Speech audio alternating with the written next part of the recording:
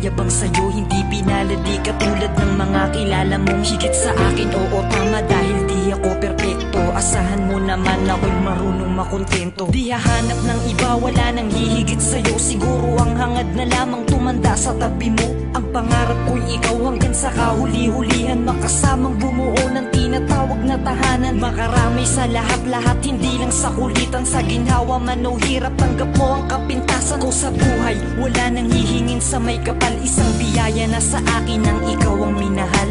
Ikaw ang minahal, ikaw ang minahal.